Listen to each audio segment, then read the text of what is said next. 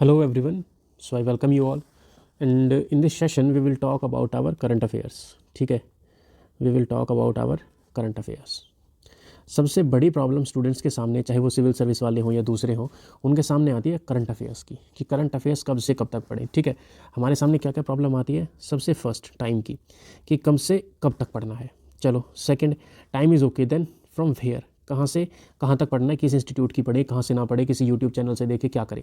ठीक है, थर्ड हमारे सामने प्रॉब्लम आती है नोट्स मेकिंग की, कि भाई हम नोट्स बनाएं कि ना बनाएं, नोट्स मेकिंग, राइट. और इसके अलावा ये तीनों चीज़ों का सॉल्यूशन ढूंढने के बाद जो स्टूडेंट ढूंढना बंद कर देते हैं वो होता है how to read. How to read. इसके अलावा एक और क्वेश्चन आता है न्यू कमर्स के लिए, जो कि आता है न्यूज़पेपर.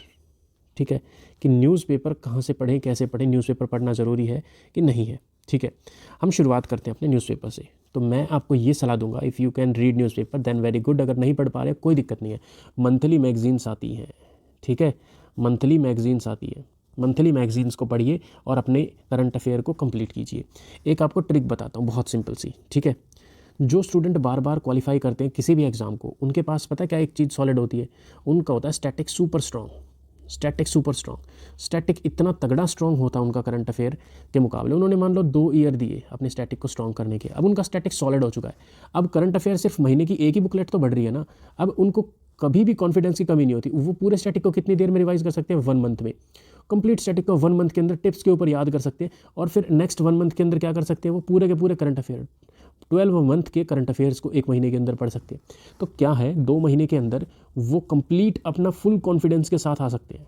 लेकिन जो लोग करंट अफेयर के ऊपर हद से ज़्यादा फोकस करते हुए चलते हैं, जिन्होंने करंट अफेयर को ज़्यादा प्राथमिकता दी है हमेशा आपके स्टैटिक के ऊपर, उनके सामने क्या प्रॉब्लम आती है, उनका स्टैटिक भी इनकम्प्लीट रहता है और करंट भी इनकम्प्लीट रहता है, जिसकी वजह से क्या चीज़ नहीं आती उनके दिमाग में, कॉन्फिडेंस. और जब ये कॉन्फिडेंस नहीं आता तो बिना कॉन्फिडेंस के क्या आता है, आपके दिमाग के अंदर प्रेशर. और जब इतना ज़्यादा प्रेशर आपके पास होगा तो आप सिली मिस्टेक्स करेंगे ही करेंगे एग्ज़ाम के अंदर. You will do the silly mistakes 101%, and with these silly mistakes you can never qualify any exam. आप कभी भी किसी भी एग्ज़ाम को क्वालिफाई नहीं कर पाएंगे, और ये एग्ज़ाम वो होंगे जिसके अंदर आपका समय बीतता जाएगा. और जब आप क्वालिफाई नहीं करेंगे और अगर टाइम निकलता जाएगा, उसके बाद जो प्रेशर क्रिएट होगा आपके ऊपर, उसके बाद जो प्रेशर क्रिएट होगा वो बहुत भयानक प्रेशर क्रिएट होगा. ठीक है, तो ये चीज़, और जब ये प्रेशर होगा ना तभी आपको लेके जाएगा डिप्रेशन के अंदर. ठीक है, ये आपको डिप्रेशन के अंदर लेके जाएगा, और फिर ये ऐसा लूप चलेगा जो बहुत भयानक होगा. तो इस वजह से आपको करंट अफेयर्स के ऊपर ज़्यादा फोकस नहीं करना, आपको फोकस किसके ऊपर ज़्यादा करना है, आपके स्टैटिक के ऊपर. Static is the key. ठीक है, क्या है, स्टैटिक इज़ द की. जिस समय आपने स्टैटिक अच्छा कर लिया, उसी समय आपकी जो पॉसिबिलिटी है, जो प्रोबेबिलिटी है पास होने की, वो इंक्रीज़ हो जाएगी, बहुत हैवी तरीके से इंक्रीज़ हो जाएगी. So this is about your static. ठीक है, then second is your second is your how to read. ठीक है, देखो अभी न्यूज़पेपर के अंदर कुछ लोगों का एक और प्रॉब्लम रहता है, उसको भी मैं यहीं पे एड्रेस कर देता हूँ हाउ टू रीड से पहले. वो रहता है उनका एडिटोरियल का. ठीक है, एडिटोरियल, कि सर एडिटोरियल का क्या क्या फंडा करना है. एडिटोरियल का देखो, एडिटोरियल का फंडा कुछ भी नहीं होता. ठीक है, एडिटोरियल को सिर्फ पढ़ो, रीड करो. ठीक है, एडिटोरियल से नोट्स बनाने होते हैं क्या, नहीं, क्योंकि एडिटोरियल एक ही सब्जेक्ट के ऊपर ग्रेट लेंथ देता है. ठीक है, एक ही सब्जेक्ट को छोड़ो, एक टॉपिक के ऊपर ग्रेट लेंथ में प्रोवाइड करेगा. सपोज मान लो एडिटोरियल आ गया, और एडिटोरियल आ गया कि ग्रीन टेक्नोलॉजीज़ की फंडिंग है ना. एडिटोरियल आ गया कि भैया जो ग्रीन टेक्नोलॉजीज़ है या रिन्यूएबल एनर्जी है, ग्रीन टेक्नोलॉजीज़ के ऊपर फंडिंग में फॉरेन जो हमारे नेशंस हैं वो ज़्यादा पैसे प्रोवाइड नहीं कर रहे हैं, जिसकी वजह से कमी हो रही है पैसों की, और डेवलपिंग नेशंस को परेशानी का सामना करना पड़ रहा है. इसके ऊपर आपके सामने इतने थाउजेंड्स ऑफ पॉइंट बता देंगे वो, दैट इज़ गुड. ठीक है, कुछ समय के लिए आपको लगेगा कि हाँ ये सारा का सारा ज्ञान है हमारे दिमाग के अंदर चलता चला जा रहा है, और आपको कुछ समय के बाद हैप्पीनेस भी फील होगी कि हाँ मेरे पास ज्ञान है, और आप किसी चाय की ठेकरी पे खड़े होकर ऐसे मतलब हवाबाजी में बातें भी कर सकेंगे. But ask them to the senior players. Question कभी भी ऐसा नहीं आएगा. क्वेश्चन क्या आएगा, फाइनेंसिंग द ग्रीन टेक्नोलॉजी. ठीक है, फाइनेंसिंग, और फाइनेंसिंग के अंदर भी नहीं आएगा. चीज़ें क्या आएंगी कि चैलेंजेस. ठीक है, या फिर वे फॉरवर्ड, फ्यूचर आएगा कि फ्यूचर क्या है ग्रीन टेक्नोलॉजीज़ का, इंडिया का फ्यूचर ऑफ ग्रीन टेक्नोलॉजीज़. ठीक है, फ्यूचर ऑफ ग्रीन टेक्नोलॉजीज़. इसके अंदर पहले नंबर पे आप बताएंगे कि हमारे पास अपॉर्चुनिटीज़ क्या क्या हैं, अपॉर्चुनिटीज़ है ना. इसके अंदर फिर आप बहुत सारी अपॉर्चुनिटीज़ को डिस्क्राइब करेंगे. देन सेकंड मान लो यहाँ पे आप लिखेंगे चैलेंजेस. ठीक है, चैलेंजेस के अंदर बहुत सारे होंगे, जिसके अंदर एक होगा आपका फाइनेंशियल चैलेंज. ठीक है। और जो ये डॉलर का साइन है फाइनेंशियल चैलेंज, इसके अंदर आप दो सब डिवीज़न लिखेंगे, पहला नेशनल, दूसरा इंटरनेशनल। और ये पूरा क्वेश्चन कितने नंबर का होगा? पूरा क्वेश्चन होगा 10 मार्क का, मैक्सिमम 15 मार्क का। उन 15 मार्क्स में से 7.5 नंबर जाएंगे इसके, 7.5 नंबर जाएंगे इसके, मान लो एक दफ़ा के लिए, ठीक है। और बॉडी कंक्लूजन में क्या अगर लगाएं तो उससे भी कम जाएंगे, 7.5 को हटाओ, ठीक है। मान लो यहाँ पे 6 इसके गए और 5 इसके गए, या किसी भी तरह से का कॉम्बिनेशन लगा लो, यहाँ पे इंट्रो लगा लो, 1 नंबर का कंक्लूजन लगा लो आपका। तो यहाँ पे और इन सब पॉइंट में से नेशनल और इंटरनेशनल, मतलब जो आपका जो टॉपिक था ना, उसकी वर्थ 0.5 मार्क्स की है, ठीक है। और ये आप अपने पास से भी लिख सकते हैं, अपने पास से भी आप लिखेंगे कि इंटरनेशनल कम्युनिटी जो है वो प्रॉपर एफर्ट नहीं डाल रही है, बस यही आप यहाँ लिखेंगे। और इन्हीं बातों को यहाँ पे इसने इतना एक्सपैंड करके लिखा है। तो ये चीज़ आपको समझनी है कि जो एडिटोरियल्स हैं, ठीक है, जो आपके एडिटोरियल्स हैं, एडिटोरियल्स आपके होते हैं समझने के लिए, ठीक है। एडिटोरियल्स को हमेशा रीड करना चाहिए, और उनमें से कोई फैंसी वर्ड या फिर टर्मिनोलॉजी आती है ना, तो टर्मिनोलॉजी को लिखो बस, ठीक है। टर्मिनोलॉजी को लिखो, फैक्ट्स को मत लिखो, ठीक है। फैक्ट्स को कभी मत लिखो, क्योंकि एडिटोरियल से फैक्ट होते ही नहीं ना भाई। अगर आपको फैक्ट के लिए सबसे बेहतरीन चीज़ चाहिए ना, तो उसके लिए आप जाओ economic survey, that is the best thing, ठीक। लेकिन बिना उसके आप मत जाओ, सिर्फ टर्मिनोलॉजी देखो, उससे और कुछ नहीं। और अगर एमसीक्यू बेस्ड एग्जाम से तो एडिटोरियल्स का कोई अस्तित्व ही नहीं बचता उसके लिए, ठीक है। हालांकि 1-2 क्वेश्चंस एडिटोरियल से सॉल्व हो जाते हैं, बट इन 1-2 क्वेश्चन का कॉस्ट आउटपुट रेशो देखो ना, ठीक है। कॉस्ट आउटपुट रेशो देखो कि आप अपना पूरी जीवन ख़त्म करके एडिटोरियल के, और फिर आप कहाँ पे जा रहे हो, 2 क्वेश्चन को करेक्ट मार्क कर रहे हो। इसकी बजाय आप स्टैटिक के ऊपर फोकस करो और 80 क्वेश्चंस करेक्ट मार्क करो, ठीक है। कॉन्फिडेंस लेके आओ, कॉन्फिडेंस इन 2 क्वेश्चंस को भी ठीक करवा देगा, ठीक। तो ये तो रही आपकी एडिटोरियल्स की कहानी। नेक्स्ट इज़ योर टाइम के बारे में बात करते हैं, ठीक है। कब से कब तक का, किसी भी एग्जामिनेशन के अंदर कब से कब तक का हमें करंट अफेयर करना चाहिए। तो देखो भाई, सीधी बात होती है, मान लो यहाँ पे मंथ लिखते हैं 1 2 3 4 5 6 7 8 9 10, ठीक है। 10 ही महीने का लगा लेते हैं। तो हमेशा किसी भी एग्ज़ाम के अंदर एक पैटर्न होता है, ठीक है। और वो पैटर्न क्या कहता है कि जो मोस्ट रीसेंट है, जो आपका मोस्ट रीसेंट है, उसके चांसेस सबसे ज़्यादा होते हैं, देन जो आपका मोस्ट ओल्डर है, ठीक है, जो सबसे पुराना है, उस करंट अफेयर के मुकाबले सबसे ज़्यादा वाले के। सपोज़ आपका अगर एग्ज़ाम है 7th के अंदर, तो सबसे ज़्यादा करंट अफेयर किन से आएंगे? इन 3 महीनों से। फिर करंट अफेयर यहाँ से, फिर एक करंट अफेयर यहाँ से आएगा।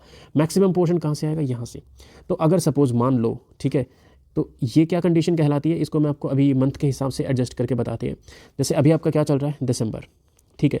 तो उससे पहले के जो आपके 3 महीने हैं, उनमें से सबसे ज़्यादा क्वेश्चन आएंगे। फिर उससे कम, उससे 2 महीने, मतलब जनवरी में से आपको रेयरली एक क्वेश्चन देखने को मिलेगा। सबसे ज़्यादा क्वेश्चन आपको आफ्टर द जनवरी के बाद देखने को मिलेंगे। तो हमें पेपर में किस तरह से कवर करना होता है करंट अफेयर, सी दिस, ठीक है। सपोज़ अभी चल रहा है दिसंबर, ठीक। सबसे पहले आप जून जुलाई को मत उठाइए, आप नवंबर को कीजिए, ठीक है। आपने नवंबर कर लिया, बहुत अच्छी बात है। अभी दिसंबर चल रहा है कॉन्टीन्यूसली, अभी आपके पास 1-2-3 दिन और बच गए, जिसके अंदर हमने अक्टूबर और कर लिया, अक्टूबर कर लिया, बहुत अच्छी बात है। दिसंबर खत्म हो गया, दिसंबर के बाद चल पड़ा जनवरी। अब जनवरी की 1 से 10 तक कोई करंट अफेयर तो कंपाइल होती नहीं, मतलब समय लगता है कंपाइल होने में अच्छी क्वालिटीज़ को। तो अभी इस समय के अंदर आपका क्या हो जाएगा? सितंबर, ठीक है। सितंबर भी हो गया। और जनवरी की 15th को, जनवरी की नियरली 15th को आपकी दिसंबर की आ जाएगी। फिर आप किसको करो? दिसंबर को कर लो। अब आपका जनवरी तक कितने महीने हो गए? 4 मंथ, ठीक है। फिर मान लो आपका जनवरी की 15-16 के बाद आप जनवरी की 20 तक लगाओ। जनवरी की 20 तक इन सभी 4 महीनों को एक बार रिवाइज कर दो। हो गया कॉन्फिडेंस फुल, टॉप पे गए, ठीक है। उसके बाद जनवरी की 25 तक, मान लो जनवरी की 25 तक, उसके बाद 1 महीने का करंट अफेयर और कंप्लीट कर लो, ठीक है। अगस्त अगर पॉसिबल हो तो 1 महीने का, अगर 2 हो तो 2 महीने का, ठीक है। जुलाई, सपोज़ आपने ये दौर कर लिए। अब जनवरी के बाद फिर आपका सपोज़ आपका यहाँ आ गया जनवरी की 25 तक, फिर लगाओ जनवरी की आप 30 तारीख तक, 30 तारीख तक 2 महीने का और कर लो। और यहाँ पे आप सपोज़ 2 महीने का टारगेट लेके चले, लेकिन हुआ आपका 1 ही महीने का, जून, आपका जून तक का कंप्लीट हुआ, ठीक है। तो 30 और लास्ट जो आपकी शुरू का 1-2 दिन बचेंगे फेब के सपोज़ 1 to 7 डेज़ तक लगा लो। जितना भी आपने पढ़ा है उन सब का रिवाइज़ कर लो। अभी आपने कितनी बार, कौन सी बार रिवीजन चल रहा है आपका? 2nd टाइम आपका रिवीजन चल रहा है, ठीक है। फिर आप फेब के 7 to 12 के बीच में 2 महीने और पीछे चले जाओ। कहाँ से? यहाँ से, जो आपने मई का किया था ना, जून से पहले का, अप्रैल और मई, ये दोनों आपने और कर लिए, ठीक है। और जब आपका यहाँ पे हो गया आपका अप्रैल और यहाँ पे हो गया आपका मई, ठीक है। फिर आपका आएगा फेब Feb 15, और यहाँ के आसपास आपका जो है जनवरी का फिर आ जाएगा, इस जनवरी का करो और फिर इन सब का रिवीजन रिवीजन रिवीजन रिवीजन, और ये लो, ठीक है। आप अच्छे एज के ऊपर चलेंगे। आपको पहले सबसे मोस्ट रिसेंट वाली चीज़ करनी है और बाद में बाद वाली चीज़ करनी है। This is how you should cover your current affairs, right. चलो भाई, ये अच्छी चीज़ हो गई। देन फ्रॉम वेयर, कहाँ से पढ़ें? किसी मैगजीन से पढ़ें, किसी यूट्यूब चैनल से पढ़ें, किससे पढ़ें? देखो भाई, वेयर का मतलब मैं आपको बताता हूँ, बहुत ही सिंपल है और इससे आपका टाइम भी सेव होगा। First thing, never opt for video. Video के लिए ऑप्ट मत करो। मुझे पता है इस पर बहुत गालियाँ आने वाली है, पर मत करो। रीज़न मैं बताता हूँ क्यों। जब आप वीडियो का रिवीजन करने बैठोगे, बिलीव मी, पेपर ही नहीं पढ़ा जाएगा, मतलब कंप्लीट ही नहीं हो पाएगी। वीडियो कैसे देख लोगे? प्रीमियम का सब्सक्रिप्शन बहुत कम लोगों के पास होता है, और चलो मान भी लिया प्रीमियम का सब्सक्रिप्शन। जब आपके सामने, आप किसी भी एग्ज़ाम के अंदर पेन एंड पेपर एग्ज़ाम अगर आपके पास होता है, पेन एंड पेपर एग्ज़ाम, तो आप उस पेपर को कितनी बार पलट सकते हो, रिवाइज़ कर सकते हो, मतलब 4-5 बार अगर टाइम हो तो, वरना 2-3 बार तो कम से कम उन क्वेश्चंस के अंदर से निकल ही जाते हो, बार बार बार बार बार बार। अगर आपके पास पेपर होता है ना, when you have a paper, तो उस पेपर को आप कितनी भी बार, कितनी भी तेज़ से, फास्ट, एकदम सुपर फास्ट तरीके से उसको आंखों के सामने से निकाल सकते हो। वीडियो को पेपर के बराबर में आप नहीं निकाल सकते। तो इसका मतलब आपका वीडियो जो है रिवीजन की पेस स्लो करेगा, and revision is the key. Revision से ही चीज़ें याद रहती हैं, ठीक है। तो हमेशा पेपर को अपना साथी बना के रखो। पेपर आपका जितनी जल्दी से आपकी तैयारी करवा पाएगा, उससे बेहतर कुछ भी नहीं करवा पाएगा, ठीक है। सेकंड रीज़न मैं आपको बताता हूँ, जब आप पेपर से या किसी करंट अफेयर मैगजीन से किसी चीज़ को कवर करते हैं, उसका मतलब you are giving your 100% at there, ठीक है। आप 100% अपना वहाँ पर लगा के समझने की कोशिश कर रहे हैं, जिससे आपका कॉम्प्रीहेंशन अच्छा होगा। कॉम्प्रीहेंशन अच्छा होगा। कॉम्प्रीहेंशन अच्छा होगा मतलब आपके रीडिंग एबिलिटीज़ इंप्रूव होंगी। रीडिंग एबिलिटीज़ इंप्रूव होंगी, आप पेपर को जल्दी से पढ़ पाओगे। आप में से 99% स्टूडेंट ऐसे होंगे जो किसी भी यूपीएससी के लेवल का या एक अच्छा एग्जाम होगा, उसको पेपर को कंप्लीट करने में ही पसीने छूट जाते होंगे। पेपर कंप्लीट ही नहीं हो पा रहा, पढ़े ही नहीं गए क्वेश्चन। मैक्सिमम लोगों के सामने प्रॉब्लम आती है, क्यों नहीं पढ़े गए? क्योंकि आपकी रीडिंग स्पीड बहुत स्लो है, आपकी रीडिंग बहुत स्लो है। रीडिंग कब इंप्रूव होगी? जब आप कॉम्प्रीहेंशन पढ़ेंगे, खुद पढ़ेंगे। कॉम्प्रीहेंशन कैसे आएगा? जब आप मैगजीन पढ़ रहे हैं, आप खुद बैठ के पढ़ रहे हैं, अपने दिमाग को बार बार आप फोकस कर रहे हैं। आपको वीडियो में क्या मिल रहा है? What you are getting in the video. आप वीडियो में क्या देख रहे हो? सामने से कोई स्पून फीडिंग करवा रहा है आपको बिठा के कि ले भाई खा ले इसको ले। तो इसका मतलब क्या है कि आप अपने दिमाग के ऊपर ज़ीरो प्रेशर डाल रहे हो। लेकिन जब आप किसी चीज़ को खुद समझने की कोशिश कर रहे हो, when you are trying yourself, तो उसका मतलब आप खुद अपने ब्रेन को ट्रेन कर रहे हो। ब्रेन को आप ट्रेन कर रहे हो कि how to get new information. जैसे ही आपने इस चीज़ के ऊपर मास्टरी हासिल कर ली, उसी समय आपको पता चलना शुरू हो जाएगा कि what to read and what not to read, ठीक है। और फिर ये चीज़ आपका टाइम सेव करेगा, और जब ये आपका टाइम सेव करेगा, तब उसके बाद आपका हर एग्ज़ाम जो है, हर आपका जो एग्ज़ाम है वो क्वालिफाई होता जाएगा, right. So this is about your कि आपको मैगजीन से कवर करना है, ठीक है। मैगजीन से या किसी भी पेपर बेस्ड चीज़ से। अब थर्ड क्वेश्चन, सर मैगजीन्स किससे पढ़ें? देखो, करंट अफेयर किस पे बेस्ड होता है? करंट इवेंट्स के ऊपर, है ना। जो करंट की इवेंट्स हैं उनके ऊपर, करेक्ट है। जो करंट की इवेंट्स हैं, सपोज़ मोदी जी गए सोमालिया के अंदर, है ना, सोमालिया के अंदर, और मान लो यहाँ पे 4 इंस्टीट्यूट हैं, institute A B C D. चारों अपनी मैगजीन में क्या लिखेंगे कि पीएम सोमालिया में गए? ये थोड़ी ना लिख देगा कि कोई भाई पीएम सोमालिया की जगह न्यूजीलैंड में उतर गए या ऑस्ट्रेलिया में चले गए, ऐसा थोड़ी ना होगा। तो करंट अफेयर सबके क्या होते हैं? सेम। 95% सभी इंस्टीट्यूट्स के करंट अफेयर होते हैं सेम। 5% के चक्कर में मत पड़ो, 95% सेम है मान लो, ठीक है। उसके बाद जो आपका 95% जो आपका सेम पोर्शन बचा हुआ है, ठीक है, जो आपका सेम पोर्शन है, इसमें से कैसे देखें कि किस इंस्टीट्यूट की मैगजीन पढ़नी है। हर इंस्टीट्यूट की मैगजीन का एक पेज पढ़ने की कोशिश करें, जिसकी भी आपको लैंग्वेज फ्लूइड लगे, जिसकी भी लैंग्वेज आपको फ्लूइड लगे, समझने में मतलब मज़ा आए कि भाई बहुत बढ़िया, बहते हुए जा रहे हैं भावनाओं के साथ, उस इंस्टीट्यूट की मैगजीन को उठाओ और उसी को बार बार पढ़ो। Read again and again and again. और थर्ड थिंग कि सर हमें करंट अफेयर जो है ना, या कोई भी चीज़ याद नहीं होती। करंट अफेयर याद हो ही नहीं सकते। हाउ यू कैन से कि someone have remembered the current affair? ये कोई 10 का 12 का टेबल थोड़ी ना है जो आपको याद हो जाएगा, या मतलब और कुछ है आपका स्टैंडर्ड सोर्स है याद। तो ये स्टैटिक है, ये स्टैटिक है ही नहीं। स्टैटिक चीज़ें याद होती हैं तो याद ही नहीं होगा। तो ये इसको याद करने का ट्रिक क्या है? इसको याद करने की ट्रिक है 5 टाइम्स रीड। आप 5 बार किसी भी चीज़ को पढ़ो। पहली बार आप पढ़ोगे, आपको नई इन्फॉर्मेशन लगेगी। सपोज आपने एक मैगजीन को 3 आवर्स के अंदर कंप्लीट किया, या मान लो 6 आवर्स के अंदर कंप्लीट किया। सेकंड टाइम आप जब पढ़ोगे, ये टाइम एकदम 50% हो जाएगा इसका, ठीक है। अगर आपने 6 आवर्स में किया तो 3 आवर्स में कंप्लीट कर लोगे। थर्ड टाइम जब आप पढ़ोगे तो 3 आवर्स की जगह आप इसको 1 आवर में कंप्लीट कर लोगे। फोर्थ टाइम जब इस सेम मैगजीन को पढ़ोगे, आधे से ज़्यादा चीज़ें दिमाग में छप चुकी होंगी, इसको आप 30 मिनट के अंदर कंप्लीट कर लोगे। 5th टाइम के अंदर आप इसको 20 to 25 मिनट के अंदर पूरी की पूरी मैगजीन के अंदर से निकल जाओगे। आधे से ज़्यादा चीज़ आपको याद हो चुकी होंगी, छप चुकी होंगी, and this is my guarantee. ठीक है, ये मेरी गारंटी है। तो this is how you should read your current affairs, right. मैं आपको एक जल्दी ही करंट अफेयर्स के ऊपर हम शुरू भी करेंगे, तब मैं आपको बताऊंगा कि कितनी स्पीड के अंदर से आपको पढ़ के निकलना होता है, right. This is your current affairs. अच्छा, उसके बाद और क्या है, नोट्स मेकिंग। नोट्स मेकिंग कैसे करनी है, देखो नोट्स मेकिंग के ऊपर सिंपल फंडा, do not make notes of current affair, बिल्कुल भी नहीं। जो आपके पास मैगजीन है वो क्या है, आपको किताब छापनी है क्या, आपको पेपर पास करना है। स्मार्ट स्टडी क्या होती है, स्मार्ट स्टडी यही होती है कि आप मैगजीन है 5 बार पढ़ेंगे, अच्छी बात है। करंट अफेयर्स से कभी भी करंट अफेयर्स के नोट्स मत बनाना, this mistake I have done, और उसका मैंने बहुत बड़ा खामियाजा भुगता था। खामियाजा ये था कि मैंने करंट अफेयर के नोट्स तो बना लिए, रिवाइज़ नहीं कर पाया और बेड़ा गर्क। ठीक है, अगर आप रिवाइज भी कर लेते हैं तब भी आप जितनी देर में करंट अफेयर्स के नोट्स बना रहे हैं, अरे बड़े बड़े इंस्टीट्यूट कर रहे हैं ना पैसे खर्च अपनी कंटेंट डेवलपर्स की टीम को, वो बहुत सारा पैसा प्रोवाइड कर रहे हैं, करने दो ना उन्हें मेहनत है। आप जिस टाइम के अंदर अपने करंट अफेयर्स के नोट्स बना रहे हो, उस टाइम के अंदर आप अपना स्टैटिक के ऊपर कमांड बनाओ। अगर स्टैटिक के ऊपर कमांड हो चुकी है then you should go for current affair notes, फिर उसको अपने हिसाब से एडजस्ट करो। लेकिन करंट अफेयर्स के नोट्स का कोई तुक नहीं बनता, कोई भी तुक नहीं बनता, और एमसीक्यू वाले एग्जाम के अंदर तो बिल्कुल भी नहीं। ठीक है, हमेशा जो लोग ऐसा बोलते हैं ना कि करंट अफेयर्स के नोट्स, करंट अफेयर्स से आपको अपने खुद के नोट्स बनाने चाहिए, उनका स्टैटिक सॉलिड हो चुका होता है। उनको लगता है मेरा स्टैटिक सॉलिड है, सभी का सॉलिड है। मेरे सामने अक्सर ये प्रॉब्लम आती है when I used to teach at somewhere, तो मेरे सामने क्या प्रॉब्लम आती है वहाँ पे, एक तो भाई थोड़े यंग दिखते हैं तो कोई इजीली मानता भी नहीं है कि अच्छा ये सर होंगे, और दूसरा क्या चीज़ आती है कि जब हम वहाँ पे बताते हैं ना तो हमें ऐसा लगता है कई बार जब जूनियर काफ़ी ज़्यादा कॉलेज के स्टूडेंट्स होते हैं उनको देखते हैं तो ऐसा लगता है कि इनको ये चीज़ पता होगी obviously, but they don't know that thing. जब उन्हें वो चीज़ नहीं पता तो हमें एक्स्ट्रा एफर्ट लगाना चाहिए हमें समझाने के लिए। तो देखो ये तो होती है टीचर की बात, लेकिन जब वहाँ पे टॉपर्स बैठे हैं उनको ऐसा लगता है कि सभी को पता है 1915 के अंदर हमारे गांधी जी आए थे, ये क्या बड़ी बात हो गई कि 1915 में गांधी आए थे, ये किसी को नहीं पता। अरे बहुत सारे लोग हैं जिनको नहीं पता, लेकिन उनको लगता है सभी को पता होगा, ये तो बहुत ही बेसिक चीज़ है। तो यहाँ पे ये चीज़ क्या है कि जब आपका स्टैटिक स्ट्रांग हो जाए तब आप करंट अफेयर के नोट्स बनाइए, अदरवाइज स्टैटिक के ऊपर स्टिक रहिए।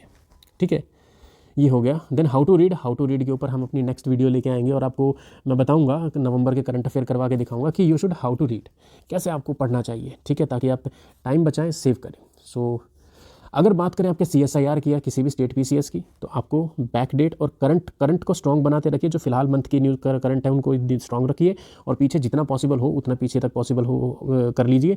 लेकिन रिवीजन का सबसे बढ़िया फंडा पता है क्या है, रिवीजन का सबसे बढ़िया फंडा है संडे का।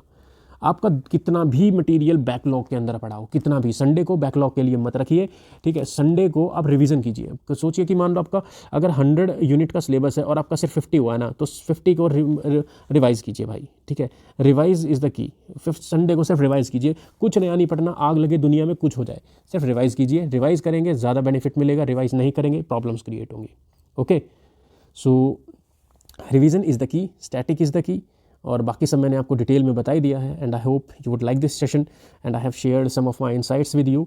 और जिसके देखो करंट अफेयर ना एक धंधा होता है, ठीक है, और धंधा किस चीज़ पे बनता है, फियर के ऊपर। हमेशा फियर के ऊपर जो है वो धंधा बनता है ना। जैसे हमारे ग्रोवर साहब बोलते हैं फियर, हमेशा फियर के ऊपर कोई बिजनेस खड़ा किया जाता है। फियर क्या चीज़ क्रिएट करता है, फियर क्रिएट करता है डिमांड को, और जब डिमांड क्रिएट होती है तो वो क्या बनता है, एक बिजनेस। ठीक है, करंट अफेयर से हमेशा फियर बनाया जाता है, और करंट अफेयर का जब फियर लोगों के दिमाग में होगा तो उससे लोगों के अंदर डिमांड बढ़ेगी कि कोई करंट अफेयर का हमें मटेरियल प्रोवाइड करो, XYZ बताओ, और फिर उससे डेवलप होगा बिजनेस। और ये बिजनेस जो है ना लाखों लोगों की रोजी रोटी देता है। ठीक है, ये अर्निंग प्रोवाइड करता है लोगों को। लेकिन ये अर्निंग जो है ना, this earning is good, I don't feel it is bad, क्योंकि वो मेहनत कर रहे हैं। लेकिन रियलिटी क्या है, रियलिटी ये है कि अगर आप अपना स्टैटिक स्ट्रांग नहीं कर रहे तो आप अपने हमारे टीचर होते थे वो कहते थे कि अगर आप डिग्री के एग्ज़ाम्स के अंदर फेल हो रहे हो ना, तो आप फेल नहीं हो रहे, आप अपने शरीर पे बड़ा सा पत्थर बांध कर कुएं में कूद रहे हो। आप तो बाहर आ जाओगे लेकिन पत्थर आपको बाहर नहीं आने देगा। तो ये स्टैटिक है ना, स्टैटिक वही बीमारी है। ठीक, स्टैटिक अगर स्ट्रांग नहीं होगा ना, करंट अफेयर करते रहो, स्टैटिक का कुछ दिमाग में नहीं रहेगा, पेपर पास नहीं होगा। ठीक है, तो ये फियर बनाया जाता है बिजनेस के द्वारा। So you should not feel और you should not fall into the trap of this fear of your current affairs. You should just focus on your static portion, and that's all. So this is all about today's session. Have a nice day, guys.